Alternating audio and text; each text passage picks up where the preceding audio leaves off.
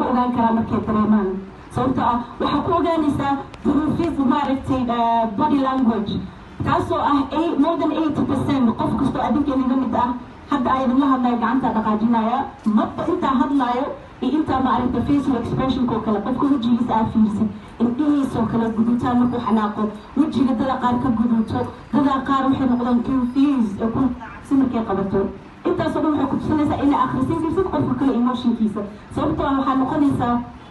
wax qof aan intelligent lahayn intelligent waa two mid IQ oo ah buug iyo qalin inaad qaadatid oo wax ku baratid sida systemka gaalada ay aaminsan yihiin qaarkood ay dhahaan weliba dadkii hore ay ku leeyihiin intelligent waxaa ah only qofka buug iyo qalin qaata laakiin anigu waxaan taaganahay iyo dad badan ay la qabaan oo weliba researchkaas uu bilowday 1990s early 1990s oo ah emotional intelligence qofka in uu barto qiiradiisa ayaa intelligent caqli aad u weyn ah sababtoo qofka caqligiisa kaamil ma aha hadduusan baranin emotionkiisa gudaha ah so waxaan soo sheegay labada qayb loo ogaan karo waxaan kasoo hadli doonaa emotionka in uu relate leeyahay xasuustaada sababtoo ah yaraantaadii weynidaada wax walba kugu dhacay inay xasuus ku keedinayso oo emotionka xasuus uu ku leeyahay okay emotionka hadda dhankiisa kale sii taabto waxaan rabaa aad inaan uga hadlo oo weliba aan isku dayi doono af soomaali inaan qaarkan ku fasiri karin idinkay caawisaan uu qof gacanta taagto oo uu naho uu ii fasiro oo uu hadalkaas aa dhahayo qaar la fasiri karinaa jirto sida hadda nafsiyanka markaan kasoo hadlayo okay emotionka physiological sensation area waa physiological sensation oo ah qofka ibni aadanka nafsiyan ahaan jirkiisa ku jiro oo dareemo so maxaa lagu ogaadaa there's a study oo ayan aad u raadiyeen scientist ay ku raadinayaan qofka emotionka different uu dareemo so taas intaanan gelin less aan ka hadalno maaragta 10 main driver oo emotionka ah tobanka ugu muhiimsan ah sida hadoo kale sad murugta cabsida fear love jacaylka taasoo kale shame maaragta inaad ceeb dareento wax sidan waa emotion inaad peace nabadgelyo dareentid inaad happiness dareentid farxad aad dareentid inaad dareento frustration inaad adiga dhanba maaragta meel aad ka qalta aanad garanaynin intaasoo dhan waa emotion laakiin haddii ka soo baxaan emotional house oo ilaahay subxaana watacaala na siiye amygdala oo ay then limbic systemka uu signal siiyo dhanka brain chemical markaan ka hadlayo chemistryga aan ka hadlayo okay emotionka marka qaybta negativeka ah waxay activate ka dhigtaa different maaragta chemical oo maskaxdana ku jira ayay active ka dhigtaa while positiveka only one maaragta oo kamid ah chemicalka release noqdo soo maaragtay ama flow saa u taqaanaan oo kale oo ilaahay subxaana watacaala nuna siiye oo soo baxa laakiin emotionka oo negativeka different uu soo baxa so waxaa idiin qori doonaa insha allah sida hadda happinesskoo kale farxadda sawiro ayay ka qaadeen oo aad iyo aad maaragtay oo ah waxa la yidhahda si EEG oo qofka ibni aadanka lagu ogaanaya maskaxdiisa brain wavekiisa study ku sameeyeen oo la ogaanaya different emotion qofka waxa uu dareemo sida happinesskoo kale nal ayaa qofka ku shidma waxa la yidhahda warm sensation the whole body ayaa u feel warm sensation macnaheedu wuxuu yahay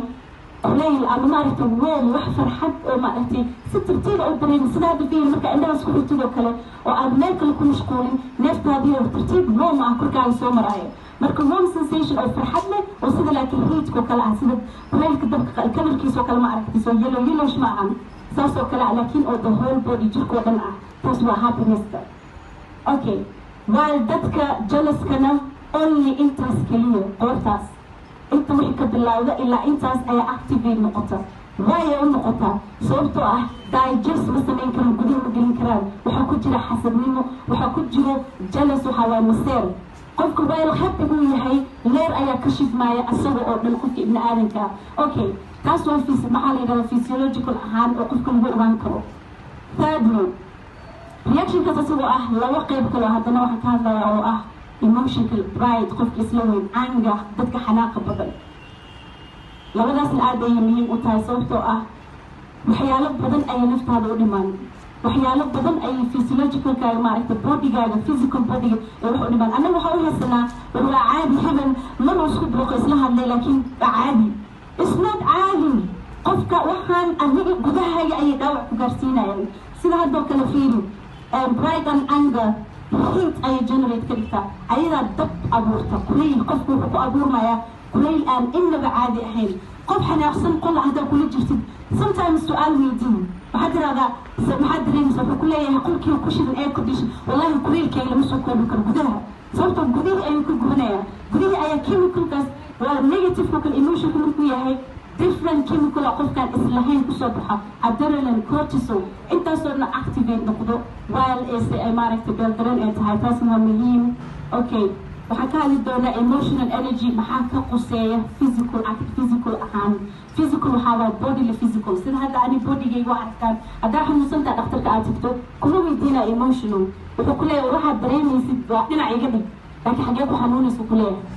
محمد قال لها مقور قال لها وكله لكن ما وقتها emotion كإن different emotion a different جركا قيد كميت حنون وكاني كرتو